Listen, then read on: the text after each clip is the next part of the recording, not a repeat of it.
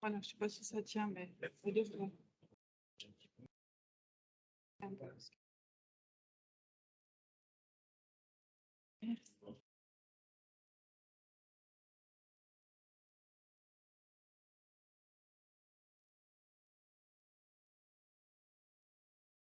Merci beaucoup. Voilà, alors bonsoir à toutes et tous. Bienvenue pour cette séance d'information concernant ces appels d'offres groupés pour les PPE. Je me présente pour ceux qui ne me connaissent peut-être pas. Je suis Christine Giraud, je suis syndic depuis le 1er juillet de l'année dernière. Et je suis également en charge du développement durable et c'est à ce titre surtout que je suis là devant vous ce soir.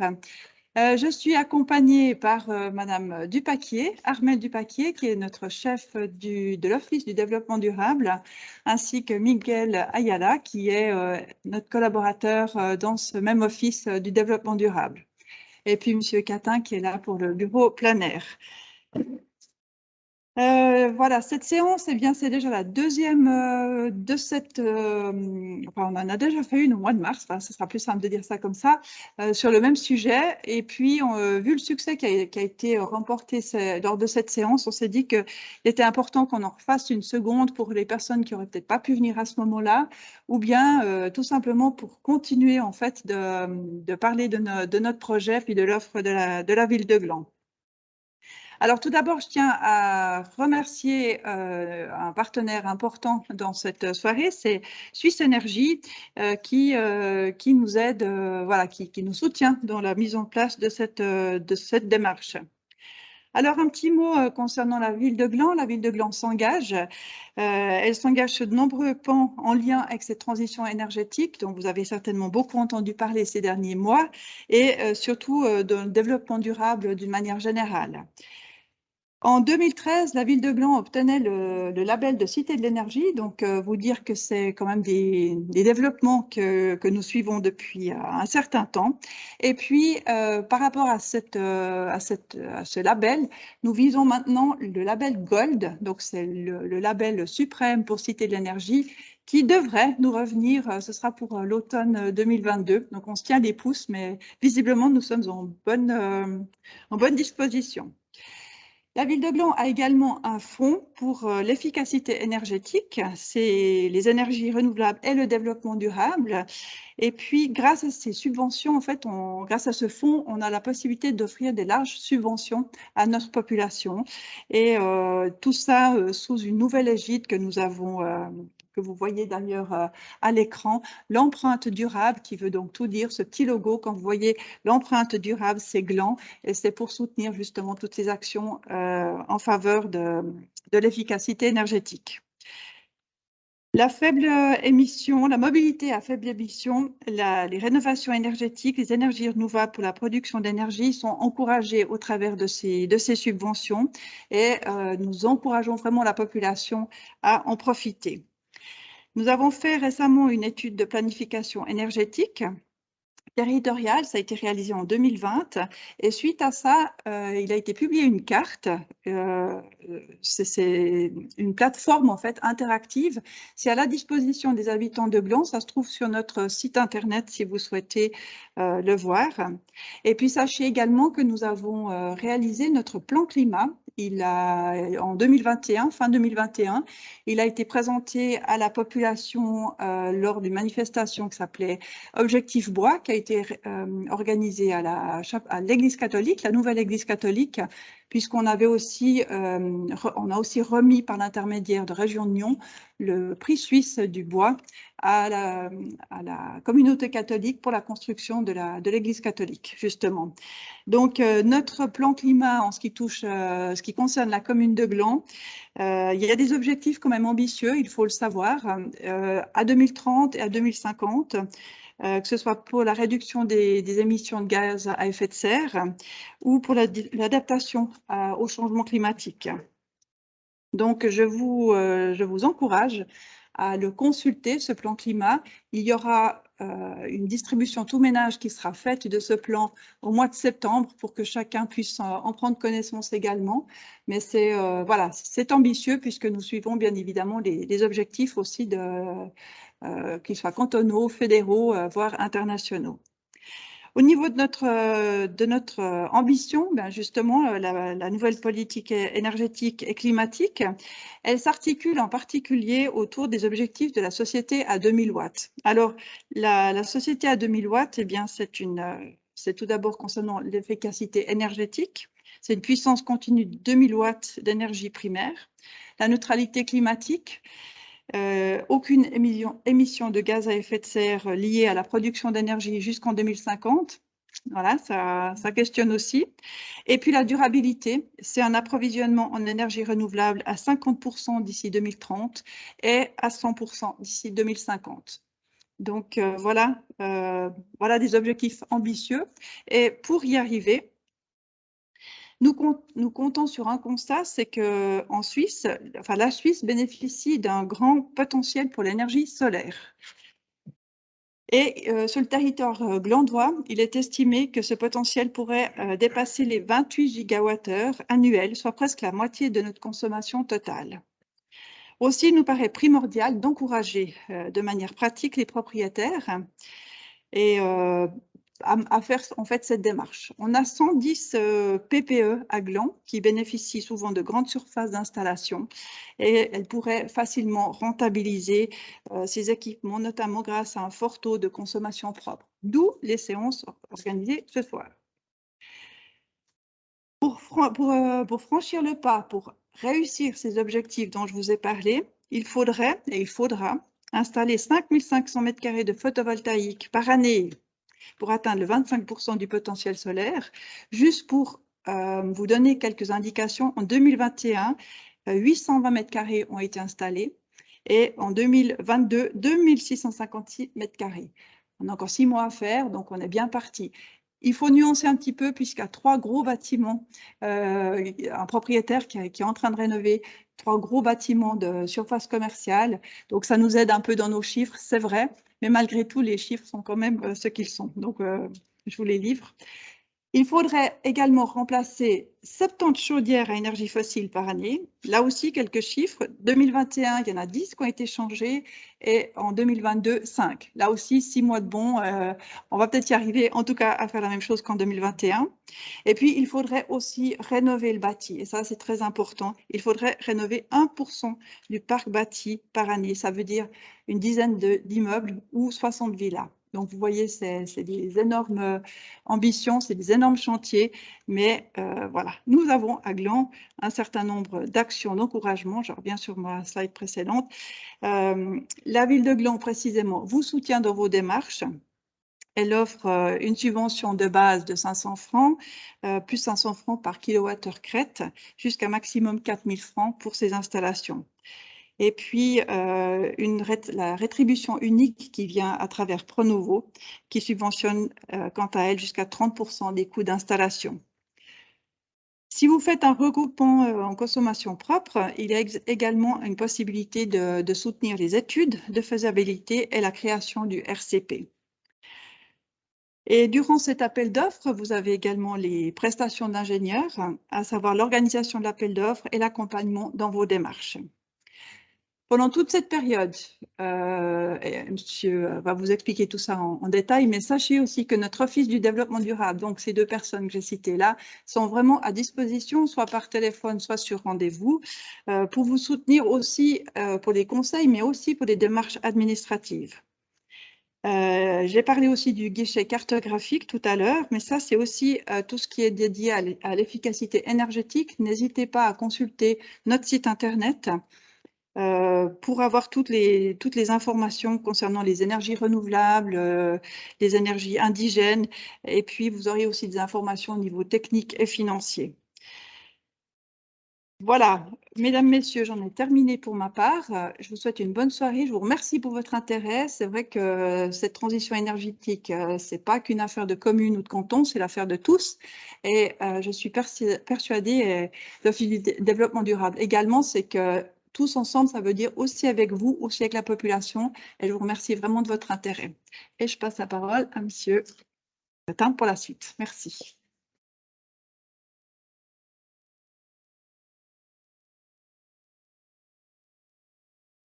Alors, je vais juste passer à ma présentation.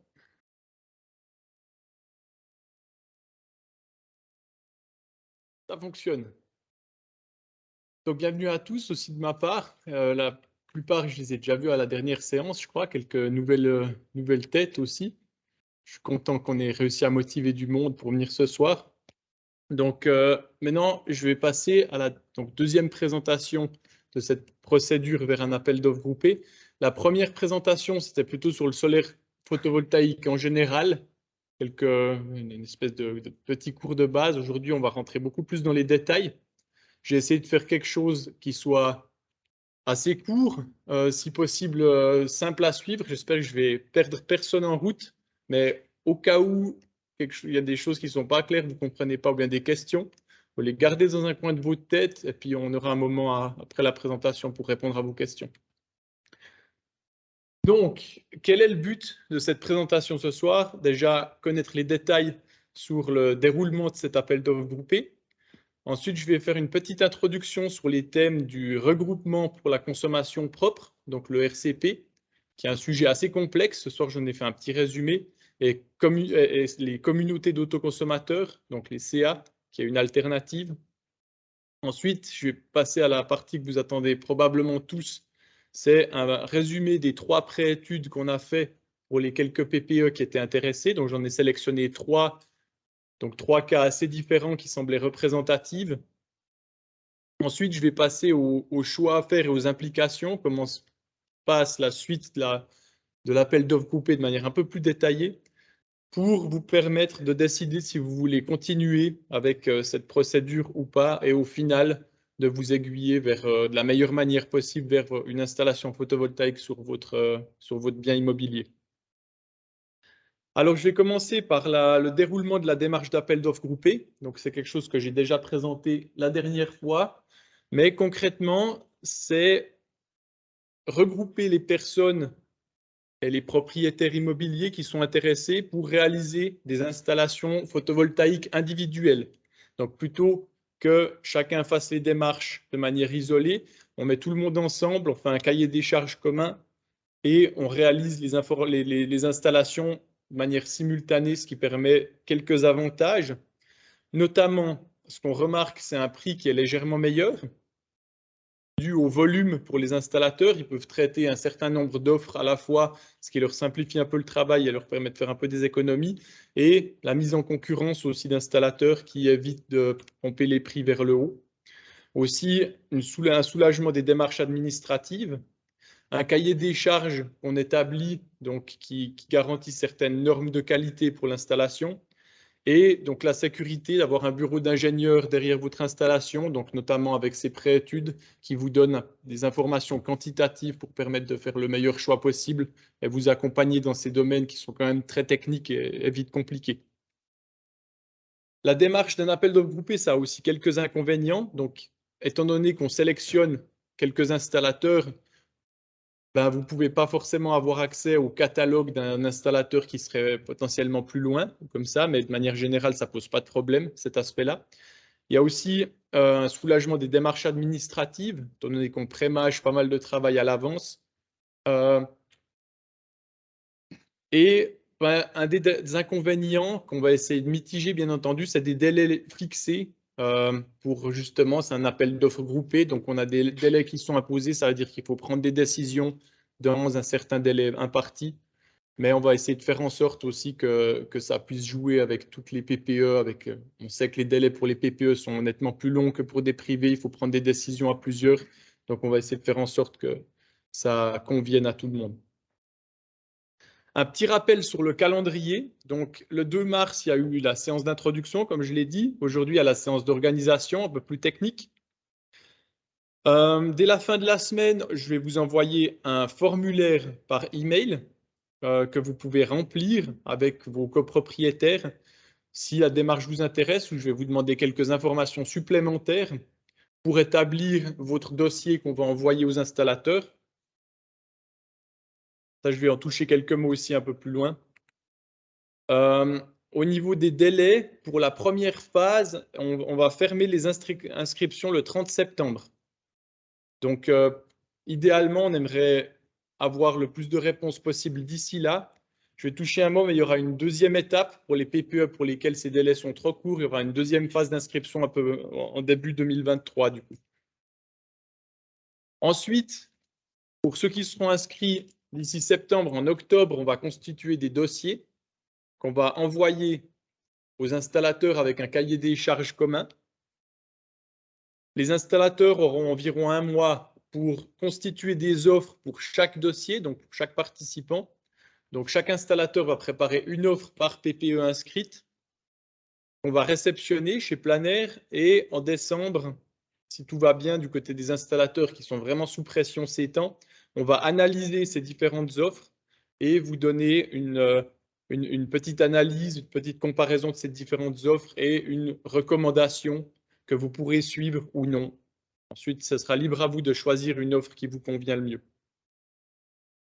Donc, comme j'ai dit, après avoir reçu ces offres et ces analyses, ça sera, on va vous mettre en contact avec l'installateur que vous aurez sélectionné pour finalement signer un contrat entre votre PPE et l'installateur et idéalement une réalisation courant 2023. Comme je l'ai dit, le délai initial, c'est le 30 septembre. Petite erreur de date ici, notez bien le 30 septembre. Pour ceux qui n'auront pas le temps d'ici là, par exemple, qui auront des assemblées PPE ou des décisions qui prennent plus de temps, il y aura un deuxième délai d'inscription au 27 janvier où on va faire une deuxième vague d'appels d'offres groupés pour les gens qui auraient mis plus de temps, pour les PPE qui auraient mis plus de temps à se décider. Alors maintenant, je vais gentiment passer dans les détails techniques. Comme je vous dis, si je vous perds, ce n'est pas forcément grave. Il y a aussi pas mal de documentation. On sera à votre disposition après coup pour répondre aux questions. Et puis, si vous avez des questions, bien sûr, il y aura un bon petit moment après la présentation et ensuite à l'apéro pour répondre à vos questions.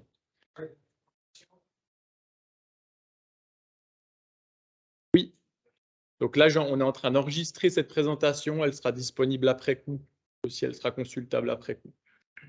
Ce qui peut être pratique si vous avez des copropriétaires qui n'ont pas pu venir ce soir, par exemple. Donc, il faudra partager l'information. Alors, un RCP, qu'est-ce que c'est? Regroupement pour la consommation propre, c'est quand on raccorde plusieurs consommateurs distincts, par exemple plusieurs appartements au sein d'un immeuble, qui sont initialement des clients indépendants du gestionnaire de réseau de distribution, et qu'on les raccorde tous au même endroit pour une gestion interne de l'énergie. Schématiquement, ça donne ça. Donc, dans ce cas-là, vous avez le cas simple où on aurait, par exemple, un consommateur éventuellement relié à une installation PV, et ensuite tout repasse par le gestionnaire de réseau de distribution. Dans le cas d'un RCP, tout l'immeuble ou tout le RCP, justement, n'est plus qu'un seul client du gestionnaire de distribution. Ensuite, la distribution de l'énergie et la facturation se fait tout à l'interne.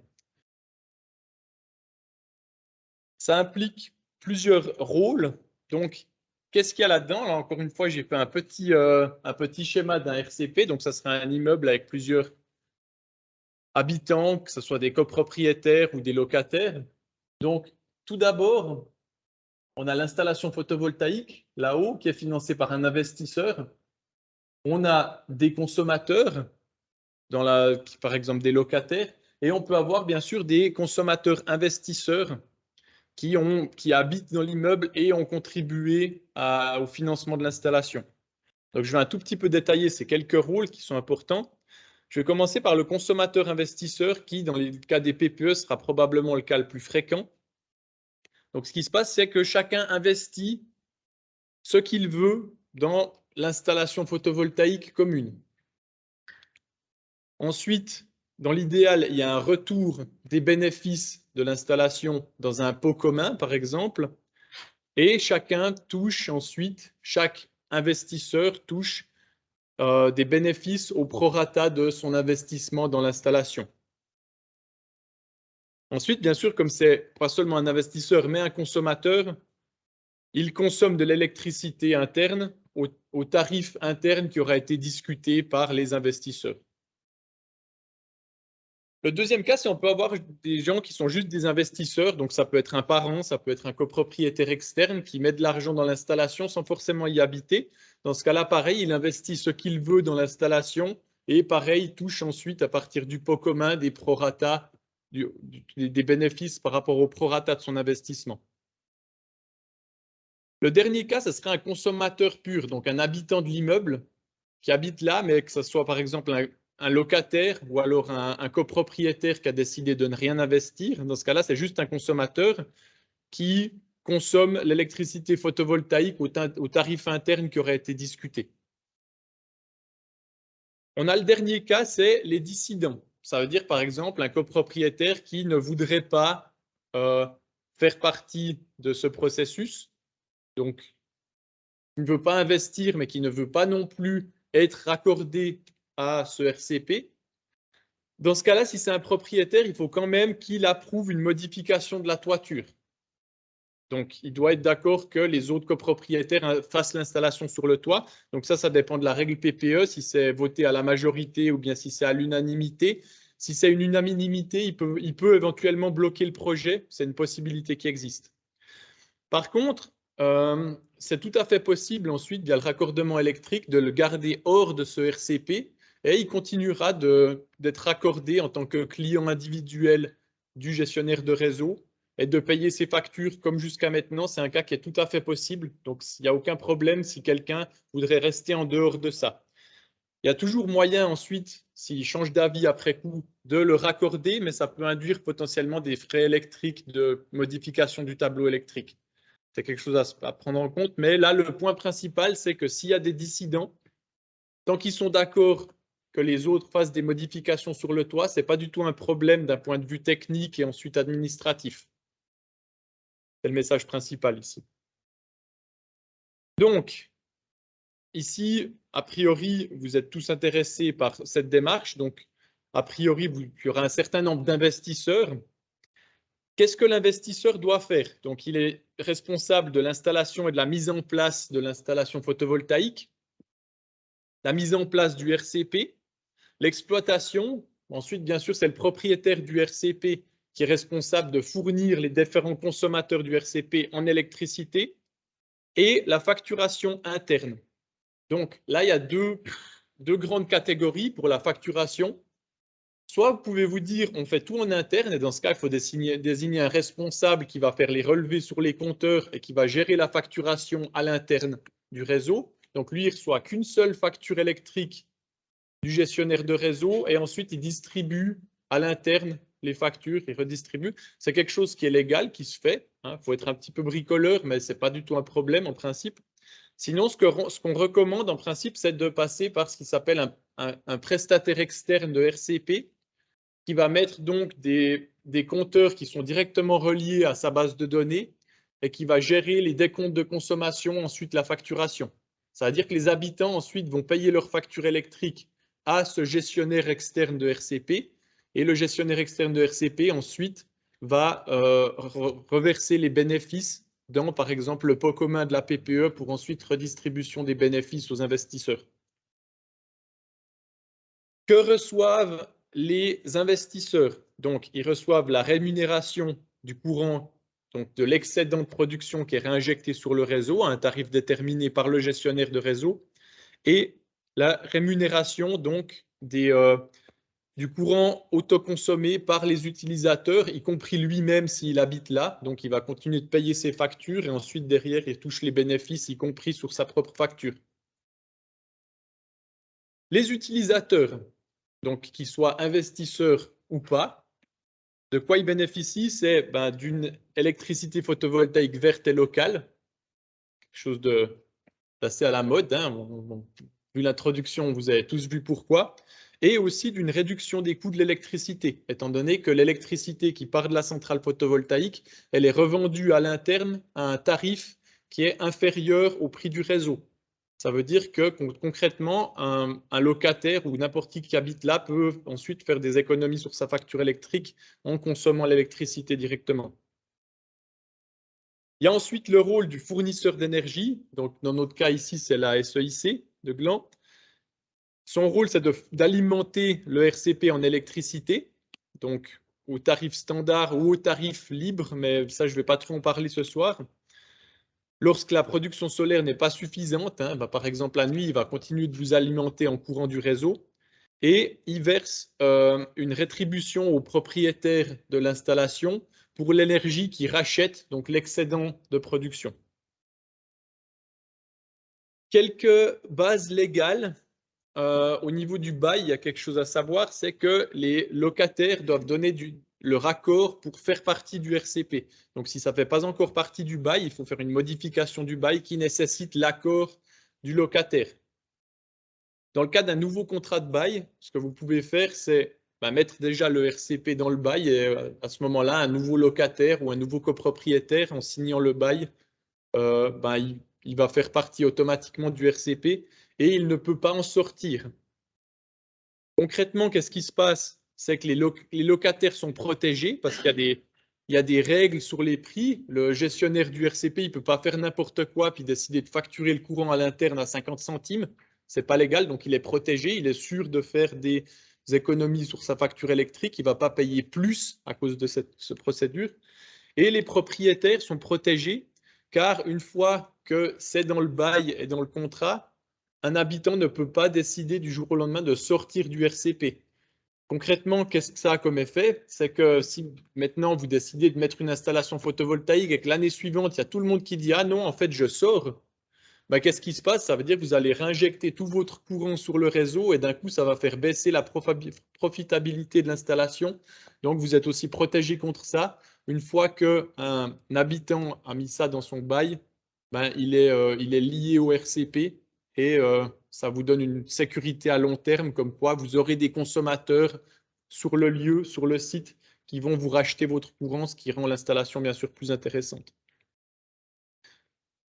Ensuite, il y a l'autre mode, c'est la CA, la communauté d'autoconsommateurs. Donc, dans ce cas-là, c'est un petit peu différent. Chaque appartement reste client individuel du gestionnaire de réseau et c'est le gestionnaire de réseau qui fait le décompte. Concrètement, c'est quand même un raccordement physique. Il faut faire des petites modifications du tableau électrique, mais ça rend la chose beaucoup plus flexible pour entrer et pour sortir.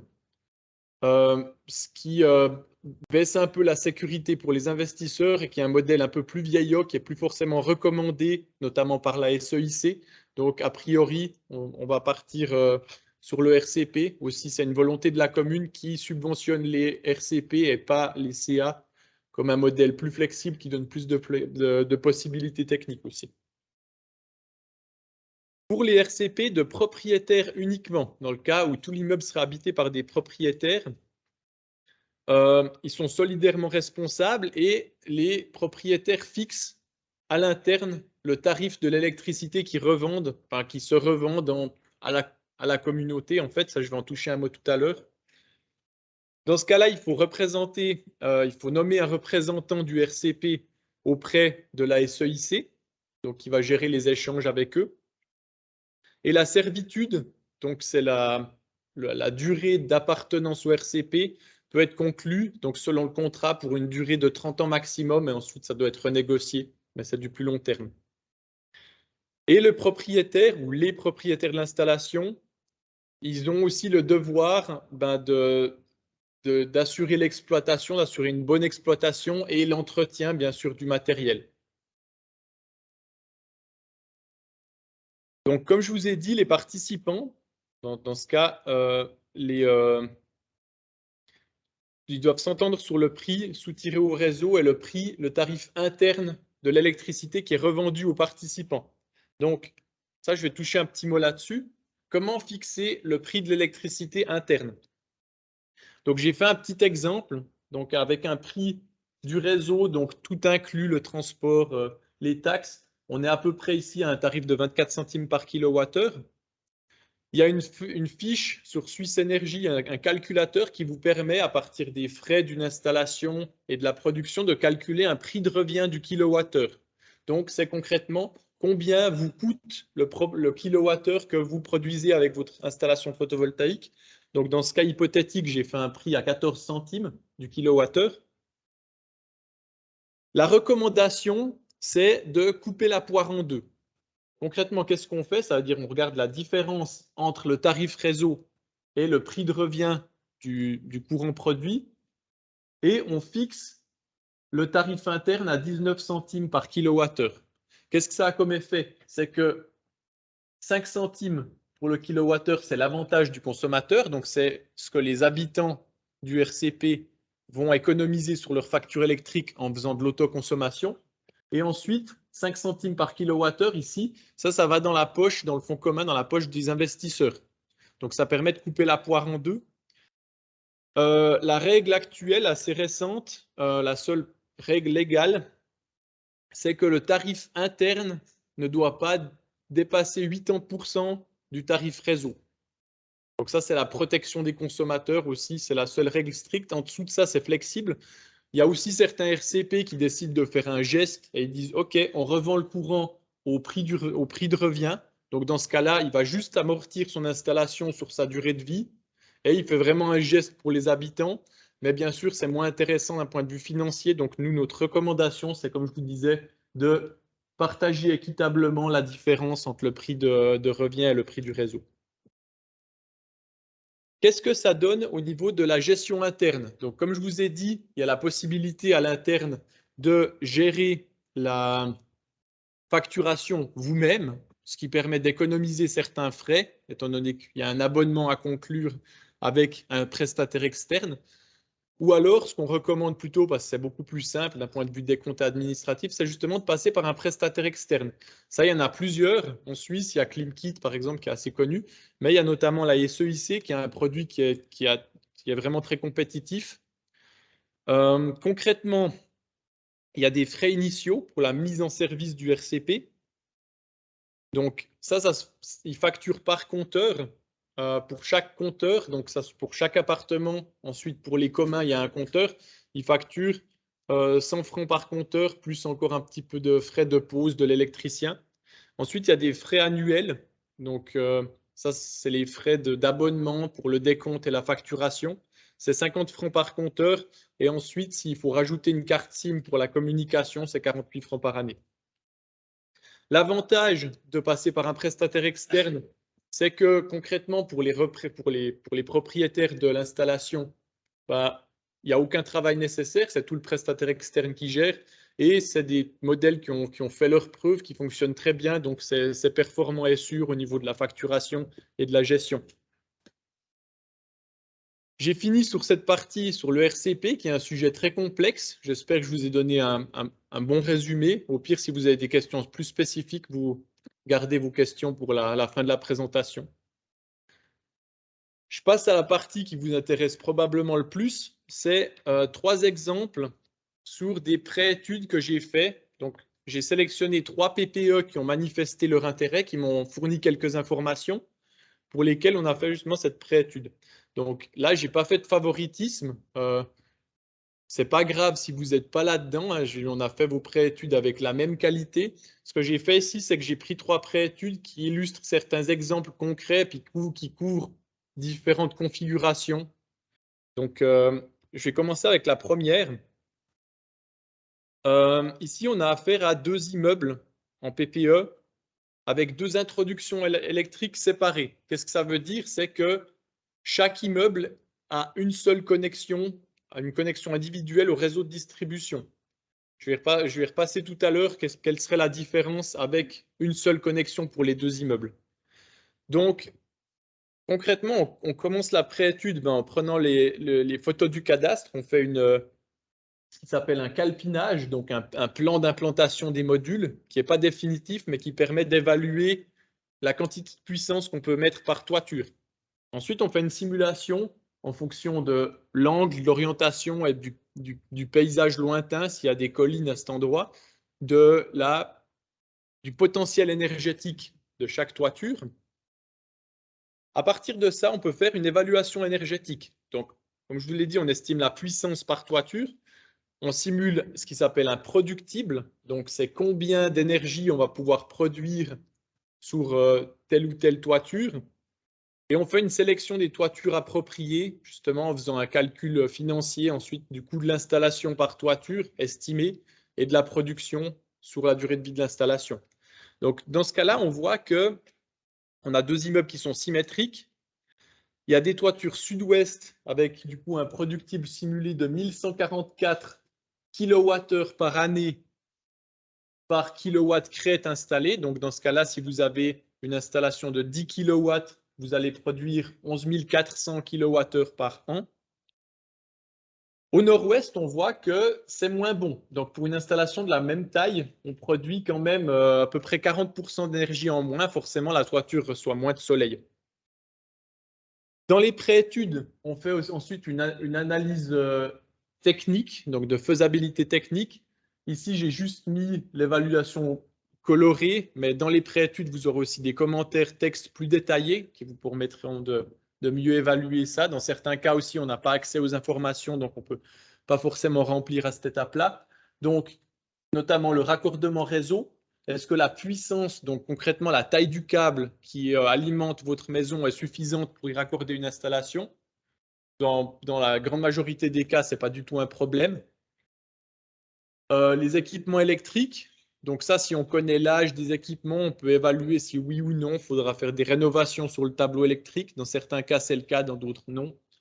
La logistique, donc est-ce que concrètement, on peut stocker les modules? Est-ce que ça sera facile ou non de mettre des échafaudages là autour? Donc ça, on fait une évaluation visuelle à partir aussi de certaines statistiques d'offres qu'on a. L'état de la toiture, si on connaît, peut-être des fois on connaît l'âge, c'est aussi des choses qui devront être potentiellement clarifiées avant une éventuelle installation. Et finalement, les aspects sécurité, par exemple, est-ce qu'il sera facile de mettre une protection pour les travailleurs en toiture, parafoudre, ce genre de choses. Ensuite, analyse de rentabilité. Donc là-dessus, on se base sur les statistiques des prix des dernières années qui sont fournies par l'Office fédéral de l'énergie. Dans ce cas-là, dans la plupart des cas, si on a une toiture moins bien orientée, ce qui se passe, c'est qu'on fait deux rapports. Un cas où on prend que les toitures optimales et un autre cas où on prend toutes les toitures qui sont plus ou moins intéressantes. Alors, il y a certains cas, c'est clair, où les toitures nord, elles sont clairement pas intéressantes. Dans ce cas-là, on fournit qu'un seul rapport. Dans les cas où c'est pas clair, on donne deux rapports. Donc ici, quelle est la différence? On voit qu'on a à peu près la moitié de la puissance totale d'installation au nord et au sud. Bien entendu, le coût de l'installation est plus élevé pour le cas d'une toiture nord. Pardon. Dans le cas de l'équipement total, vu que l'installation est plus grande, on fait ensuite une estimation de la consommation propre à partir des données de consommation qu'on a, donc concrètement combien de kilowattheures par année la PPE consomme. Si on n'a pas accès à ces données, on utilise les statistiques en Suisse romande pour faire une évaluation sommaire. Qu'est-ce qu'on voit ici? C'est que concrètement, en installant les deux pans, on diminue la consommation propre parce que bien entendu, si on augmente la production pour une même consommation, ben on va moins autoconsommer, on aura un petit peu plus de revente sur le réseau. Ensuite, la rentabilité. Donc, dans le rapport, on vous donne plusieurs choses. On vous donne le taux de retour sur investissement. Ici, j'ai donné le temps d'amortissement de l'installation. C'est combien d'années il faudra pour amortir le coût net de l'installation. Dans ce cas-là, on voit que c'est légèrement plus favorable d'équiper que la toiture sud, mais il n'y a pas une immense différence entre la toiture sud et nord. On a pas mal de cas de PPE ici qui sont un peu dans ce cas-là. Donc là, il n'y a pas vraiment de recommandation claire à donner si oui ou non il faut équiper la toiture nord. Ça dépend vraiment de, la capacité d'investissement. Si vous avez une capacité d'investissement limitée, mieux vaut alors vous concentrer sur la toiture bien exposée. Si vous avez une capacité d'investissement plus grande, alors ça dépend de l'idéologie. Plus vous installez, plus vous allez produire d'électricité. Donc, c'est vraiment quelque chose à discuter à l'interne pour faire un choix ensuite et éventuellement en discuter de manière plus détaillée au moment des offres avec l'installateur. Maintenant, je vais juste profiter de cet exemple pour parler de l'effet du raccordement au réseau. Donc, comme on l'a vu dans ce cas-là, on est dans cette configuration-là. Ça veut dire que chaque immeuble a sa propre introduction au réseau. Concrètement, ça veut dire qu'il faudra faire un RCP pour chaque immeuble. Ce n'est pas un problème, ça fonctionne bien. Mais si on mettait maintenant les deux immeubles sur la même introduction électrique, on voit ici que en passant sur le... C'est surtout en fait cette ligne-là que je vais vous montrer. C'est celle-là qu'il faut retenir ici. C'est que, alors forcément, on met toute l'installation des deux immeubles sera traitée comme une seule installation. Ça va faire un grand RCP. Et concrètement, qu'est-ce qui se passe? C'est qu'on va faire ce qui s'appelle du foisonnement. C'est qu'on multiplie le nombre de consommateurs. Ça veut dire que si par exemple, vous avez un immeuble avec 4 appartements, puis qu'en été, il y en a 3 qui partent en vacances en même temps, pendant cette période-là, vous allez beaucoup plus injecter sur le réseau, forcément. Alors que si on augmente le foisonnement, donc le nombre d'appartements raccordés à une installation, on va plus moyenner la consommation, c'est-à-dire qu'il y a moins de chances que tout le monde parte en vacances en même temps, pour donner un petit exemple. Donc concrètement, pour la même puissance et la même consommation, on augmente la consommation propre. Ça veut dire qu'on qu'on consomme plus de réseau à l'interne et que ça rend l'installation plus intéressante financièrement. Après, bien sûr, de passer de ça à ça, c'est une évaluation qui est un peu plus compliquée parce que ça veut dire qu'il faut passer sur une seule introduction. Potentiellement, il va falloir faire une tranchée entre les deux bâtiments pour tirer des câbles. Donc ça, c'est vraiment au cas par cas. Si ce cas vous concerne, il faut regarder s'il existe des gains techniques entre les bâtiments. C'est beaucoup plus facile. Dans le cas contraire, il faut vraiment évaluer parce que ça ne vaut pas forcément la peine de faire des investissements supplémentaires pour changer le raccordement du site. Je passe maintenant à mon deuxième exemple. Donc, dans ce cas-là, on a un immeuble qui est... Oui? Ça, c'est le tarif de rétribution. C'est donc ce que la SEIC vous verse en 2022 par kilowattheure que vous réinjectez dans le réseau. Ouais. Comment? Alors, c'est ça. Ouais.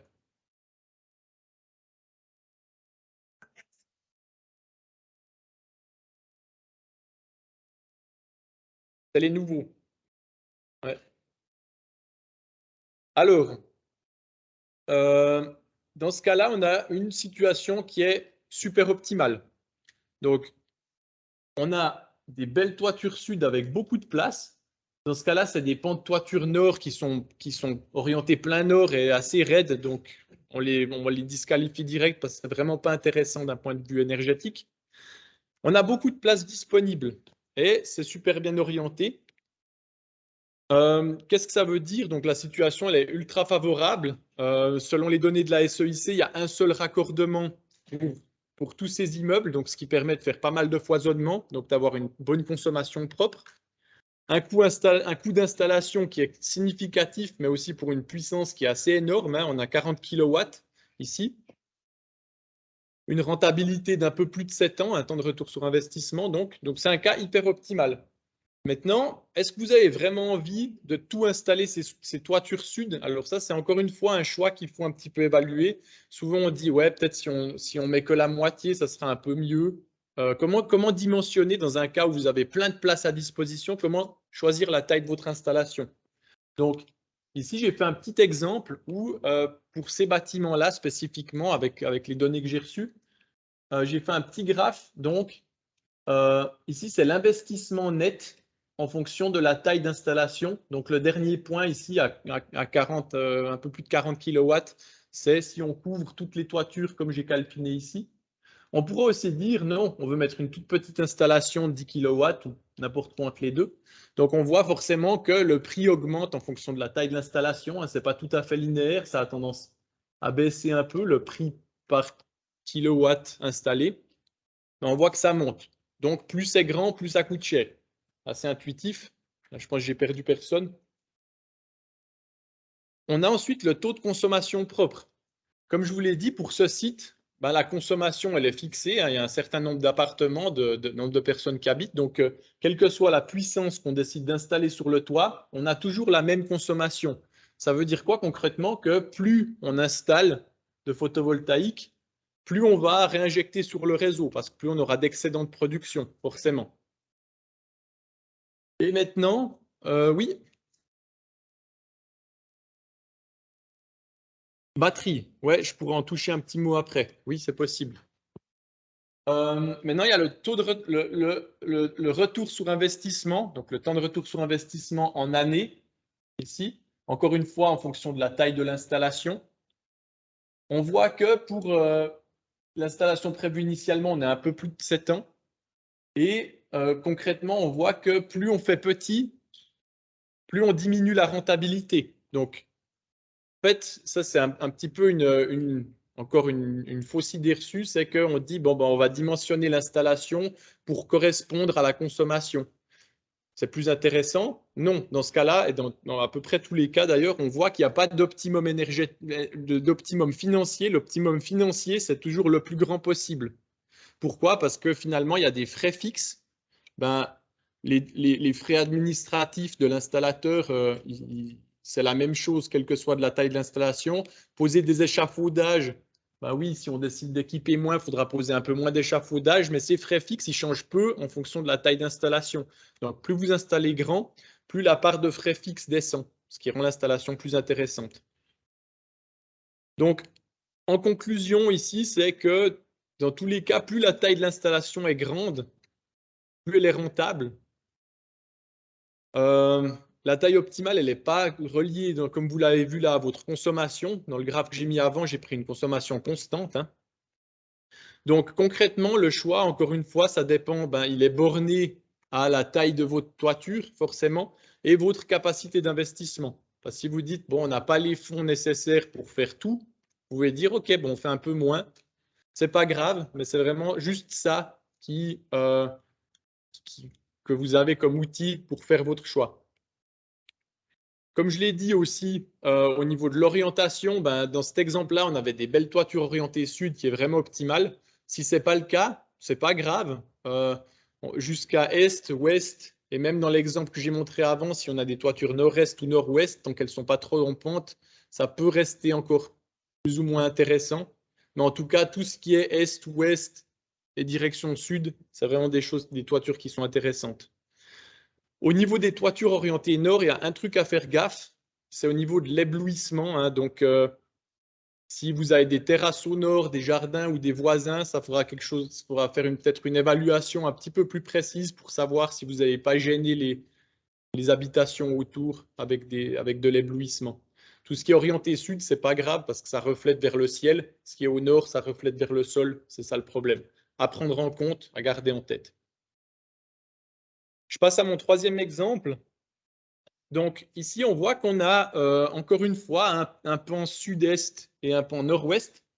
Et ici, on voit que finalement, sur cette toiture qui est orientée de manière plus favorable, on a seulement assez peu de place à disposition à cause des différents obstacles. Alors dans ce cas-là, il y a une installation solaire thermique qui est une bonne chose, mais on ne peut pas venir mettre nos panneaux solaires par-dessus. Donc concrètement, la place disponible au sud, elle est pas très importante, alors qu'on voit qu'on aurait une belle toiture orientée nord-ouest ici. Encore une fois, avec un productible qui est super intéressant orienté sud et qui est nettement moins bon côté nord. Donc dans ce cas-là, comment faire le choix? Encore une fois, dans ces cas-là, c'est un petit peu, c'est pas forcément très clair. Est-ce que la toiture nord est intéressante ou pas? Vous recevrez deux rapports, donc avec les deux cas. On voit ici que, étant donné qu'il y a quand même les 2/3 de la puissance d'installation orientée au nord-ouest, en équipant le pan nord-ouest, on augmente quand même, on fait plus que doubler la production d'énergie annuelle. Donc, c'est quand même quelque chose à prendre en compte, c'est non négligeable. Au niveau du coût de l'installation nette, là aussi, hein, on multiplie par 3 la taille de l'installation si on décide d'équiper le pan nord-ouest, donc ça donne des investissements plus conséquents. Encore une fois, on a cet effet de la consommation propre qui baisse. Et dans ce cas-là, on voit qu'un petit calcul de rentabilité, on voit que d'un point de vue purement financier, équiper la toiture nord-ouest, c'est rentable, étant donné que tant que vous amortissez votre installation en moins de temps que sa durée de vie, techniquement, vous êtes rentable. Mais d'un point de vue purement financier, l'investissement est un petit peu moins intéressant d'équiper les pans nord-ouest. Encore une fois, ici, donc les avantages d'équiper les pans nord-ouest, c'est une plus grande production énergétique. L'investissement globalement reste rentable. Les désavantages, c'est qu'on a une installation qui est plus coûteuse et l'investissement est quand même un peu moins rentable que d'équiper juste les façades bien orientées. Donc, dans ce cas-là, encore une fois, la décision vient juste de la capacité d'investissement et aussi de l'idéologie de la PPE. Si c'est un pur investissement financier, donc du coup, équiper seulement les toitures bien orientées. Si vous voulez dire, OK, ben, la différence est faible, on va maximiser la production d'énergie, on couvre tout, et voilà. Donc là, encore une fois, je n'ai pas de conseil clair à vous donner, ça dépend vraiment de l'idéologie de la PPE. Donc, encore une fois, les préétudes que vous recevrez, ben, il y a ces éléments dedans, mais de manière beaucoup plus détaillée aussi avec du texte pour vous permettre d'interpréter un peu les résultats. Là, j'ai vraiment présenté un résumé. Je vais vous les envoyer ces prochains jours individuellement aux gens qui se sont déjà annoncés. S'il y a des PPE qui sont présentes ce soir ou bien qui regardent la vidéo après coup, ben, vous pouvez sans doute aussi nous contacter pour faire ces préétudes qui sont à la base un support pour vous permettre de discuter de mettre ou non une installation photovoltaïque sur votre immeuble. C'est vraiment le but, c'est de vous servir de support technique comme aide à la prise de décision. Je passe maintenant à la prochaine partie. Oui.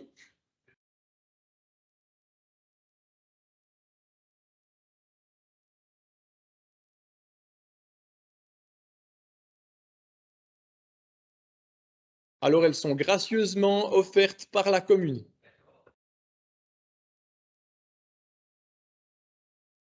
Oui, elles se font avant l'inscription. Donc, le but, c'est que vous recevrez vos préétudes. Vous pourrez ensuite en discuter avec le conseil de la PPE, éventuellement demander des informations supplémentaires. Et le but, c'est vraiment de vous servir comme base de discussion pendant les conseils de PPE pour prendre une décision éclairée et puis pouvoir planifier un investissement.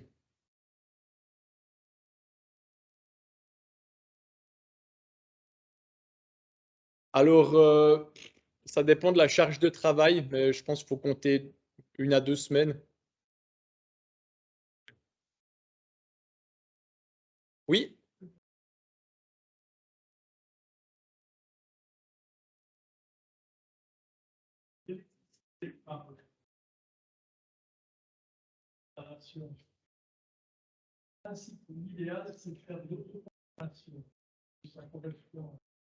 Oui, alors tout à fait. Ben, comme je vous ai montré, dans mon exemple précédent, si vous déterminez un tarif de revente interne de l'électricité à 19 centimes, selon mon exemple, le prix de rachat sur le réseau, il est à 10 centimes. Ça veut dire que concrètement, chaque kilowattheure que vous consommez de l'installation vous permet en fait de gagner directement 9 centimes. Si vous êtes juste locataire, dans ce cas-là, vous gagnez la différence et vous gagnez 5 centimes par kilowattheure. Donc effectivement, plus vous autoconsommez, plus c'est intéressant à la fois pour les consommateurs et à la fois pour les investisseurs. Donc ça vaut vraiment la peine de mettre tout en marche pour maximiser la consommation propre.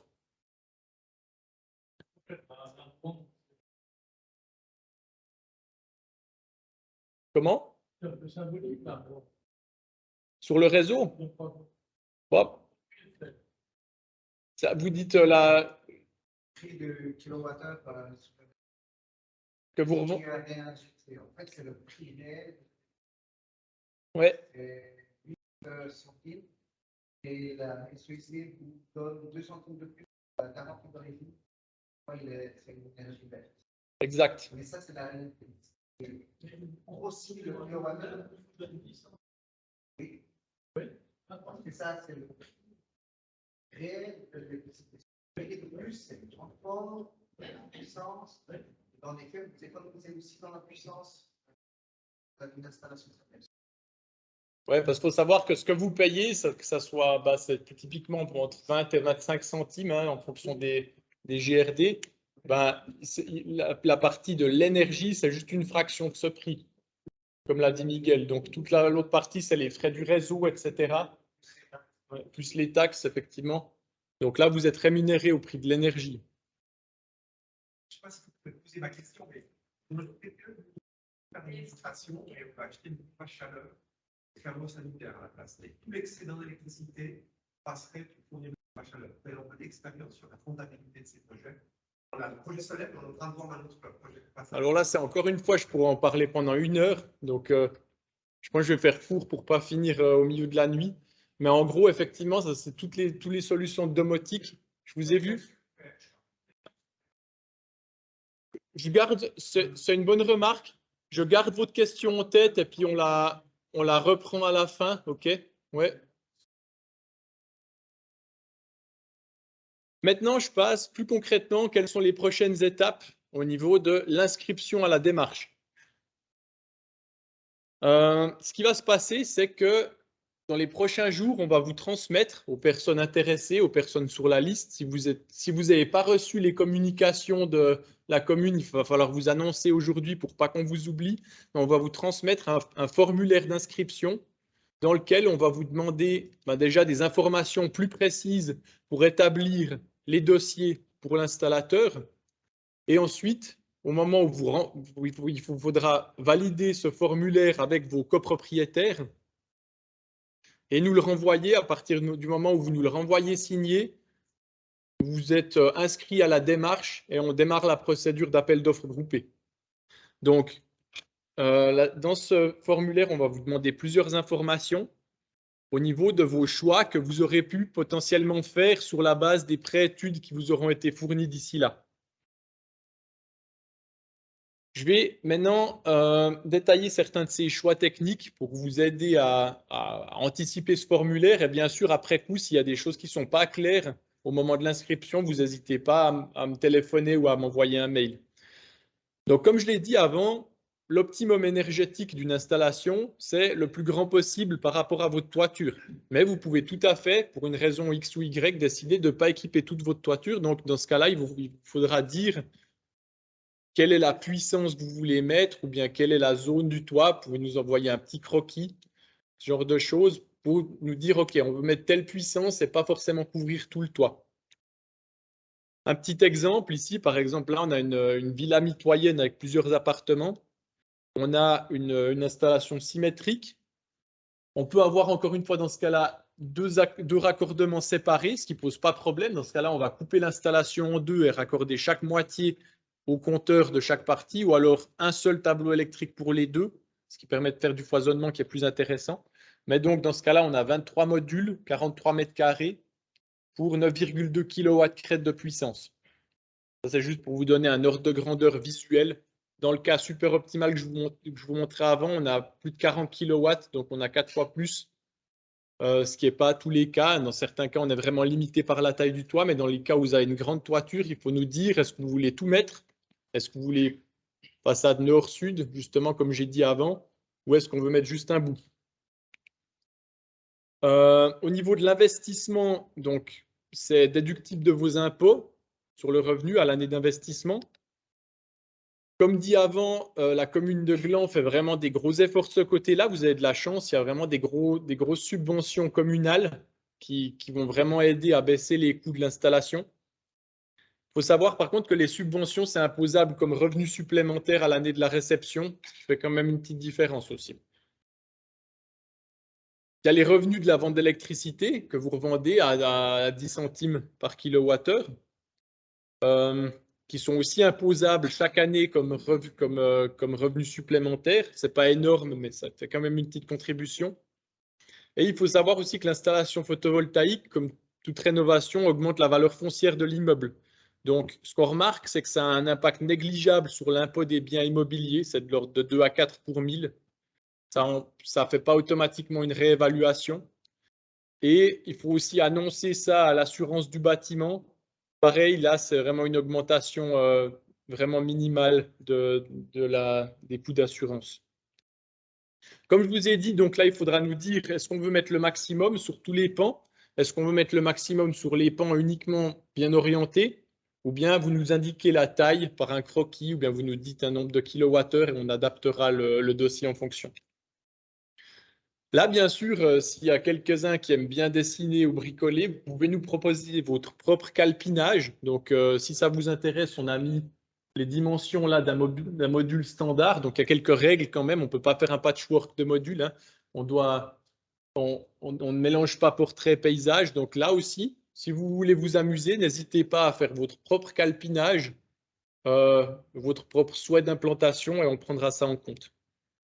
Et dans tous les cas, dans les préétudes, vous verrez qu'on a fait un pré-calpinage qui n'est pas quelque chose qui sera imposé aux installateurs, mais plutôt une recommandation qui sera aussi validée avec vous. Si vous avez des commentaires d'ordre esthétique ou quoi que ce soit, vous pouvez hésiter aussi à nous contacter pour dire « ouais, le calpinage, j'aimerais bien le modifier dans ce sens-là ou dans ce sens-là ». Puis on fera les modifications en conséquence. Donc, il faut savoir effectivement que ces calpinages, donc ces propositions d'implantation, on les a fait avec une taille de module qui est très standard. Mais les modules photovoltaïques, c'est comme les voitures, hein, il y en a toutes les formes, toutes les tailles. Donc, si ça se trouve, l'installateur choisira des modules avec des géométries différentes, ce qui peut finalement changer un petit peu le plan et la puissance. Ça, c'est quelque chose dont on ne peut rien y faire contre, mais en général, ils suivent quand même assez bien les recommandations et les modifications sont faibles. Aussi, au niveau de l'aide à décision, il y a quelques facteurs qui peuvent soit améliorer, soit péjorer la rentabilité de l'installation. Donc, tout d'abord, il y a un effet AOG, comme je vous l'ai dit, où on remarque que dans les appels d'offres groupés, les prix sont légèrement inférieurs au prix du marché. Vous pouvez avoir une toiture plus optimale que ce qui est prévu initialement. Vous pouvez avoir un meilleur taux de consommation propre. Étant donné que pour ces préétudes, on n'a pas les courbes de charge détaillées par quart d'heure, donc on a dû estimer pas mal de choses au niveau de la consommation pareil. Donc, si d'un coup, vous avez une consommation propre qui est plus élevée que ce qu'on a attendu, c'est quelque chose qui peut beaucoup augmenter la rentabilité d'une installation. Par exemple, si vous avez une plus forte consommation que ce qu'on a pris en compte, si vous avez une pompe à chaleur, des piscines, des véhicules électriques, par exemple, ça c'est tous des gros consommateurs électriques. Et ensuite, une bonne gestion de l'énergie. Si vous avez des habitants qui font beaucoup d'efforts en allumant les consommateurs plutôt la journée quand il y a de la surproduction, c'est des choses qui peuvent augmenter la rentabilité. Qu'est-ce qui peut péjorer le coût de l'installation? Ah oui, il y a un point bien entendu très actuel que je n'ai pas pris en compte, c'est une augmentation du prix de l'électricité. Pour ces préétudes, on n'a pas de boule de cristal, donc on a dit le prix de l'électricité sera constant pendant les 20 prochaines années. C'est plutôt pessimiste, donc à ce niveau-là, si on augmente le tarif de l'électricité, ça peut vraiment augmenter la rentabilité d'une installation, forcément. Au niveau de la péjoration, il y a les options de l'installation. C'est par exemple, vous faites, ce qui était la première séance, vous vous rappelez la différence entre une installation ajoutée et intégrée. Une installation intégrée à la toiture qui donne un meilleur rendu visuel coûte un peu plus cher. Il y a les batteries qui représentent quand même un investissement significatif qui aujourd'hui permettent d'augmenter la consommation propre, effectivement, mais qui au tarif 2022 ne sont pas encore rentables. Donc, au niveau de l'investissement, ça ne vaut pas encore la peine. Il y a des modules d'origine européenne, ça augmente légèrement le prix de l'installation. Et on peut passer aussi sur des optimiseurs pour mieux gérer les ombrages, qui augmentent aussi un petit peu. On peut aussi éventuellement avoir une baisse du tarif de reprise de 10,2 centimes. Il se peut que dans le futur, ça baisse. Ça peut aussi un peu péjorer l'investissement. Il y a ensuite des modifications neutres. Par exemple, les modules haute performance coûtent un peu plus cher, mais produisent aussi un petit peu plus d'électricité. Donc, c'est un peu plus d'investissement, mais aussi un peu plus de retour derrière. Donc, c'est quelque chose de neutre sur le retour énergétique. Là, j'ai aussi mis les communautés énergétiques à plusieurs immeubles. Donc, si vous faites des travaux pour passer à un seul point d'introduction, ça peut être neutre, ça peut être positif, ça peut être négatif. Donc, ça, c'est difficile d'évaluer si succinctement. Mais concrètement, ça vous permet d'augmenter le taux de consommation propre, mais pour des travaux supplémentaires. Comme l'a dit Miguel tout à l'heure, là, au niveau des aspects financiers, il y a les garanties d'origine qui vous seront versées, étant donné que vous produisez du courant d'origine renouvelable. Donc, actuellement, sur le réseau de la SEIC, le prix de l'énergie est de 8,1 centimes par kilowattheure et les garanties d'origine, ça rajoute 2 centimes, ce qui vous donne le prix de rétribution totale. Concrètement, ce qui se passe, c'est qu'après la réalisation de votre installation, elle est validée par un électricien qui va déposer la demande auprès de la SEIC. Ça peut prendre quelques mois, donc dans les quelques premiers mois, vous recevez juste 8,1 centimes, mais en principe, dans max 3 mois, ils font les démarches pour vous verser les garanties d'origine. Je continue au niveau de la récolte de données. Donc ça, c'est, on a eu dans certains cas des gens qui ont pu nous donner des informations sur leur toiture pour les préétudes, dans d'autres cas non. Il vous faut évaluer l'état de votre toiture, étant donné qu'effectivement, ça modifie pas forcément la faisabilité de l'installation, mais il faut anticiper potentiellement une rénovation de la toiture pour peut-être synchroniser les travaux. C'est quelque chose à prendre en compte. Il nous faut idéalement des photos de la toiture. Donc, prenez pas de risque, hein, c'est important. Au pire, on peut aussi se débrouiller avec les photos aériennes du cadastre, ça, c'est pas un problème. Mais si on a des photos de la toiture un peu plus précises, ça peut nous aider à faire mieux le plan, ce genre de choses. Ensuite, d'autres informations. Est-ce qu'il existe un paratonnerre? Oui, non. Est-ce qu'il existe une barre à neige? Est-ce qu'on peut la déplacer? C'est aussi des choses qui peuvent changer la disposition sur la toiture. Est-ce qu'il existe un chemin d'accès pour ramoneurs et est-ce qu'il existe déjà des sécurités permanentes, des crochets sur le toit? Donc, s'il y en a déjà, ça peut un peu baisser le coût d'installation. S'il n'y en a pas, vous pouvez envisager d'en mettre peut-être. Au niveau du tableau électrique, il nous faudrait des photos du tableau qui nous permettent potentiellement d'évaluer l'âge du tableau et du local électrique. Aussi, si vous avez des endroits où vous avez de la place pour mettre un onduleur, ça c'est bien d'avoir des photos pour permettre d'anticiper un peu ces décisions. Il y aura aussi le choix entre, ça je vais passer assez vite là-dessus parce que j'ai présenté pendant la première séance, mais en fonction du type d'onduleur. Donc concrètement, petit rappel, on a les onduleurs de chaîne qui se trouvent dans la cave et qui pilotent l'installation sur le toit. On a les micro-onduleurs, donc dans ce cas, vous n'avez rien dans la cave et il y a tout qui se trouve sur le toit. Et on a les optimiseurs, donc c'est des petits dispositifs qui se trouvent sous chaque module qui permettent d'optimiser la production d'énergie et qui sont raccordés à un onduleur de chaîne à la cave. Ils ont chacun des avantages et des inconvénients. Là-dessus, j'espère vous rappeler un peu de la première présentation, mais comme petit rappel, ce qui coûte le moins cher, c'est un onduleur de chaîne. Les optimiseurs permettent une bonne gestion de l'ombrage. De manière générale, les micro-onduleurs coûtent un peu plus cher. Ça dépend de la taille d'installation. Plus elle est grande, plus ça coûte cher. Pour les petites installations, ça peut se valoir. Le gros avantage des micro-onduleurs, c'est que ça ne demande aucune place ailleurs qu'en toiture. Donc, pour les cas où vous avez, par exemple, vraiment aucune place dans le local technique, rien contre les façades, ça peut être une solution qui est tout à fait envisageable. Donc, comme je l'ai dit, si vous avez des idées pour l'emplacement de l'onduleur, vous pouvez nous transmettre des photos dans le formulaire, c'est quelque chose qui aide. Ensuite, envisager où c'est qu'on pourra faire passer des câbles. Donc, est-ce qu'on peut les faire passer à l'extérieur en façade, par exemple dans des angles comme ici? Est-ce qu'il existe dans votre immeuble des gaines techniques ou des anciennes cheminées, par exemple, dans lesquelles on pourrait faire descendre des câbles au local électrique et ensuite au tableau? Ça, c'est des choses, si vous les connaissez, c'est top. Ça nous permet de transmettre ces informations à l'installateur pour lui permettre de faire des offres plus précises.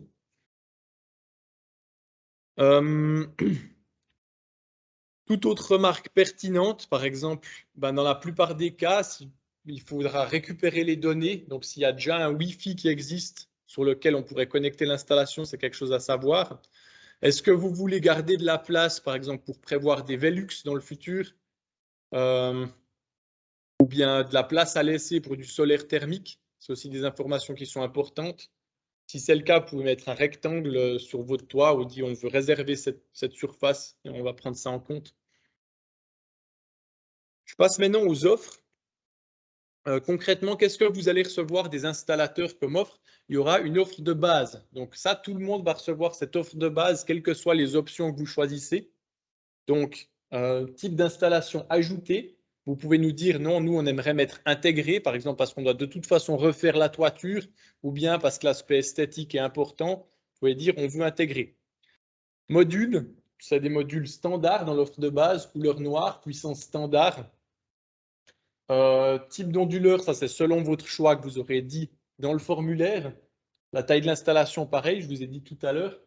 Ensuite, il y a un monitoring, donc un suivi de la production. Ça, c'est quelque chose qui vient par défaut dans l'offre de base pour pouvoir suivre, par exemple, sur une application, la production photovoltaïque de l'immeuble. Et l'origine pour l'offre de base, c'est les modules meilleur marché, souvent asiatiques, parfois ça peut être européen. Donc, selon ces critères, vous allez tous recevoir cette offre de base qui sera chiffrée. Ensuite, il y a les options standards qui seront aussi chiffrées pour tout le monde. Donc, dans ce cas-là, c'est les modules européens et les modules premium, donc plus haut rendement et local, donc idéalement suisse, sinon européen. Il y a le monitoring de la consommation. Donc ça, c'est un dispositif qu'on rajoute sur l'introduction du bâtiment. Ou alors dans le cas des RCP, on peut passer par le prestataire externe pour accéder aux données de consommation de votre appartement. Ça, c'est aussi une option qui est fortement recommandée. Mais il faut rajouter un tout petit peu d'électronique, donc ça coûte un tout petit peu quelque chose. Donc, ces deux options, elles seront aussi chiffrées pour tout le monde, quel que soit votre intérêt. Donc, vous aurez quand même le chiffre pour ce genre de choses. Ensuite, il y a les options spéciales. Donc, on a l'installation intégrée. Ça, il faudra le dire dans le questionnaire si vous voulez une installation intégrée. Éventuellement, une pompe à chaleur, une rénovation de l'enveloppe du bâtiment, mettre du solaire thermique, des bornes recharge pour les véhicules électriques, rénovation du tableau électrique ou de la toiture, et aussi batterie ou système backup pour continuer d'avoir du courant en cas de blackout du réseau. Ça, c'est toutes des offres qui ne sont pas chiffrées, mais où les installateurs nous disent s'ils sont en mesure ou non de fournir ces prestations. Donc, si vous avez déjà une envie d'une de ces offres, il va falloir le mettre dans le questionnaire pour que l'installateur le prenne en compte, parce que sinon, ça ne sera pas chiffré. Donc, comme je l'ai dit, vous ne recevrez pas d'offre pour les options spéciales. Et ça, on va devoir d'abord voir avec les installateurs déjà est-ce qu'ils sont en mesure techniquement de mettre en place ce genre d'options. Au niveau des dernières étapes, j'arrive gentiment au bout de ma présentation. Au niveau de l'appel d'offres groupé, qu'est-ce qui est inclus? Donc là, il y a pas mal de textes. Je ne vais pas détailler tout ça maintenant, mais concrètement, il y a toutes les formalités administratives, fourniture et pose du matériel. Concrètement, c'est vraiment l'installation clé en main. Donc, c'est tout ce qu'il faut pour avoir une installation fonctionnelle au bout. En plus, ça, c'est dans le cahier des charges qu'on fait spécialement pour ces appels d'offres groupés par rapport à l'autre cas où vous ferez une installation individuelle. C'est des exigences supplémentaires sur la qualité du matériel. Donc, on impose certaines normes au niveau des modules, des garanties matérielles, certaines prestations de l'installateur et possiblement aussi des contrôles aléatoires ou bien des contrôles ciblés s'il y a des problèmes après coup avec l'installation ou avec l'installateur pendant le déroulement. Ce qu'on ne souhaite pas, bien sûr, mais qui peut toujours arriver. Qu'est-ce qui n'est pas inclus? Donc, c'est la mise en place d'une liaison Internet. Si elle n'existe pas, ça, c'est quelque chose qu'il faudra voir, notamment avec le prestataire externe de RCP. Il peut mettre ça en place. Tous les extras non mentionnés dans l'appel d'offres, donc les options spéciales, par exemple, ça, c'est pas forcément inclus dedans. Il faudra voir avec les installateurs. Et les frais de raccordement du distributeur électrique, ça, en général, c'est aussi pris en charge par le prestataire externe du RCP si vous passez par lui. Qu'est-ce qu'on transmet aux installateurs? Donc, c'est vos dossiers individuels avec notre proposition d'implantation des modules, vos informations que vous nous aurez fournies dans le questionnaire d'inscription. C'est pour ça que c'est important de prendre du temps de bien le remplir de manière exhaustive. Plus on a d'infos, on peut ensuite mettre en forme et fournir à l'installateur, plus vous recevrez des offres qui seront précises et détaillées. Et bien sûr, vos choix d'implémentation. Des installateurs, on reçoit, donc il y aura 3 installateurs, de chacun on reçoit une offre et établit un prix pour les offres de base et puis les options de base. Nous ensuite, on analyse ces 3 offres pour chacun d'entre vous. On fait une petite comparaison à une recommandation que vous pouvez suivre ou pas. Ensuite, c'est à vous de choisir l'offre qui vous convient. Et ce qu'on attend de vous ensuite, c'est quand vous recevez ces 3 offres en PDF et notre recommandation, vous nous répondez ensuite dans un certain délai, vous nous communiquez votre choix selon un délai qui devra encore être décidé. Et ensuite, on vous met en contact avec l'installateur choisi et pour régler tout ce qui est contrat et puis s'accorder sur les options et la réalisation ensuite pour la synchronisation des travaux avec éventuellement d'autres choses. Au niveau des installateurs, la requête, c'est qu'on demande uniquement des installateurs qui ont le label Produit solaire qui est distribué par Suisse Solar. Pourquoi? Parce que c'est des installateurs qu'on connaît, qui ont signé une charte de qualité et qui font de la formation continue. Donc, c'est une couche de sécurité de compétences supplémentaires. Et aussi, c'est des installateurs sur lesquels on a un levier de pression au cas où il y a des problèmes, ce qui n'est pas le cas avec les gens qui n'ont pas ce label. J'arrive gentiment au bout. Petit rappel du calendrier ici. Donc, inscription jusqu'au 30 septembre. Deuxième groupe d'inscription au 1er janvier. Donc, encore une fois, on vous recommande, si possible, d'essayer de vous mettre dans le premier groupe parce que ça allège un petit peu les démarches pour la commune, notamment. Ça arrange les gens. Si vous ne pouvez pas, il y a toujours cette deuxième phase au 1er janvier. Les conditions d'engagement, donc actuellement, tous les gens intéressés vont recevoir les préétudes pour pouvoir discuter. Votre engagement commence au moment où vous renvoyez le formulaire signé par mail à ogeglan@planair.ch. Il faut savoir que c'est la commune qui finance gracieusement cette démarche. Hein. Je ne viens pas là bénévolement, même si j'ai beaucoup de plaisir à être là ce soir. Donc, on aimerait vraiment que, pour respecter déjà notre travail, on passe pas mal de temps pour faire ce genre de choses. Là, aussi le travail de la commune là derrière, il y a beaucoup de travail aussi. Ensuite, les installateurs, inscrivez-vous seulement si vous avez vraiment un projet en cours. C'est autorisé, bien sûr, de se désister après coup, mais par respect pour tout le travail, on demande de ne pas juste s'inscrire par curiosité et puis de laisser tomber après coup. Donc, voilà, là-dessus, j'ai fini ma présentation. Encore une fois, restez attentifs à vos emails ces prochains temps. Si des gens n'ont pas reçu les précédentes communications de la commune, il faut passer vers nous tout à l'heure pour qu'on vous mette dans la liste, ça c'est important, sinon vous risquez d'être oubliés. Et on reste aussi bien entendu la commune et moi, en fonction de ça, que ça soit si c'est des questions administratives, plutôt la commune, si c'est des questions techniques ou de l'appel d'offres, plutôt vers moi. On est à votre disposition pour répondre à vos questions.